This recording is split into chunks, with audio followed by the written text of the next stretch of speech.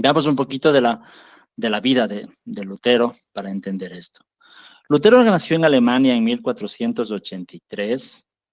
Se caracterizó desde joven por una profunda religiosidad y una búsqueda constante de la certeza de la salvación, ¿sí?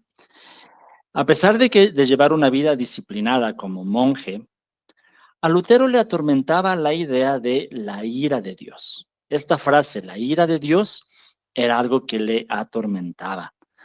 Y le atormentaba precisamente al reconocer la imposibilidad de alcanzar la justicia divina por sus propios méritos. Martín Lutero era consciente de sus pecados, consciente de esta imposibilidad de vivir completamente bajo la voluntad de Dios.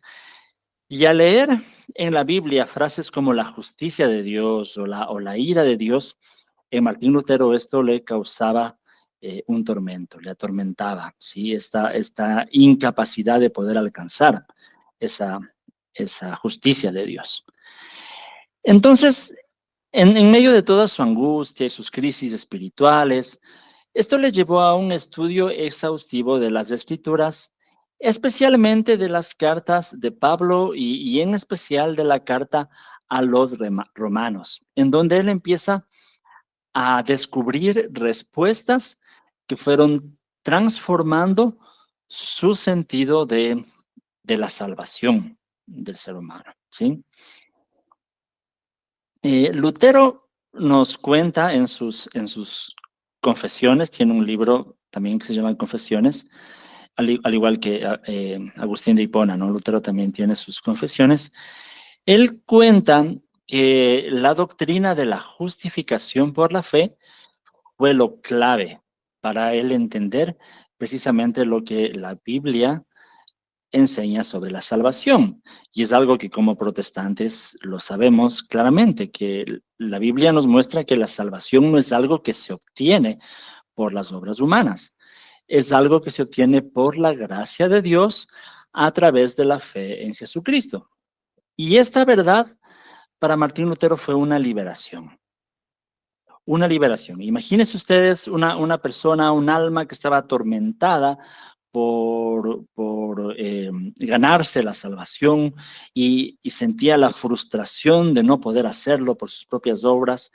De pronto entender que en la Biblia cuando se habla de la justicia de Dios no se está refiriendo al Dios que quiere castigar al injusto, sino más bien al Dios que quiere justificar al pecador y que justifica al pecador por la fe, no por las obras, ¿sí? Y esto es una obra de la gracia de Dios a través de la fe en Jesucristo. Entonces esto fue una liberación y un redescubrimiento de la soteriología bíblica. A eso es a lo que vamos en el curso, ¿no? Un redescubrimiento de cómo se entiende la soteriología, o sea, la doctrina de la salvación en, en la Biblia, ¿no? Eh, las ideas de Martín Lutero fueron recogidas, muchas de ellas, en especial en el documento que se conoce como las 95 tesis, que fue como un manifiesto de protesta, ¿no? Que dice la tradición, es algo que no sé si históricamente se puede comprobar, pero la tradición dice que un 31 de octubre de 1517, Lutero estuvo clavando estas famosas 95 tesis en la puerta de la iglesia del castillo de Wittenberg, ¿no? Y estas tesis estaban desafiando públicamente, especialmente la venta de indulgencias y otras prácticas que la Iglesia Católica tenía en ese momento. Entonces, este acto audaz de Lutero es lo que tradicionalmente se conoce como el inicio, la chispa de la Reforma protestante. Entonces, como digo, en este tiempo se unen muchas cosas, como habíamos comentado el tema la imprenta, la invención de la imprenta. Esto contribuyó obviamente a que estas tesis se imprimieran y fueran distribuidas rápidamente, ¿no? Entonces, y fueran conocidas y fueran generando un debate y un escándalo para la Iglesia católica. Pero el corazón de la soteriología de Martín Lutero en este momento era precisamente la justificación por la fe. La doctrina de la justificación por la fe es la piedra angular de la soteriología, no solo de Lutero, sino de la soteriología protestante. Es decir, si en algo estamos de acuerdo como protestantes en la soteriología, es en la doctrina de la justificación por la fe. En eso estamos de acuerdo. Vamos a ver en este curso que vamos a tener diferencias en varias áreas, pero en algunas cosas tenemos acuerdos en común, como en el tema de la justificación por la fe. Lutero desarrolla el tema de la justificación por la fe desde pasajes bíblicos de la epístola a los romanos especialmente, ¿no? Como en Romanos 1:17, donde dice, porque en el Evangelio se revela la justicia que proviene de Dios, la cual es por fe de principio a fin, tal como está escrito, el justo vivirá por la fe. Este versículo destaca que la justicia de Dios no se alcanza por las obras de la ley, sino que se recibe como un don gratuito a través de la fe en Jesucristo. Y claro, podríamos argumentar con muchos otros pasajes de la Biblia que sustentan esta doctrina de la justificación por la fe. Por ejemplo, Gálatas 2:16, donde dice, sabemos que nadie es justificado por las obras de la ley, sino por la fe en Jesucristo. Así que nosotros también hemos puesto nuestra fe en Cristo Jesús para ser justificados por la fe en Él, y no por las obras de la ley, porque por las obras de la ley nadie será justificado.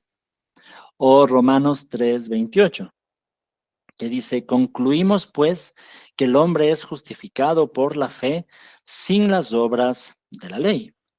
O Romanos 5:1, que dice, por lo tanto, ya que hemos sido justificados mediante la fe, tenemos paz con Dios por medio de nuestro Señor Jesucristo. Y así podríamos citar muchos otros textos que dejan claro esta doctrina principal y fundamental en la soteriología protestante, que es el tema de la justificación por la fe.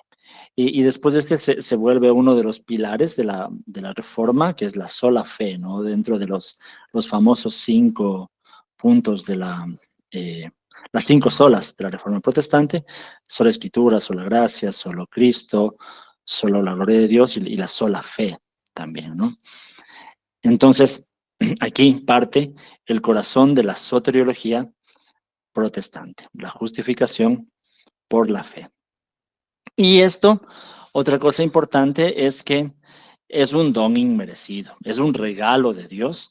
Por eso esto es parte de la gracia de Dios.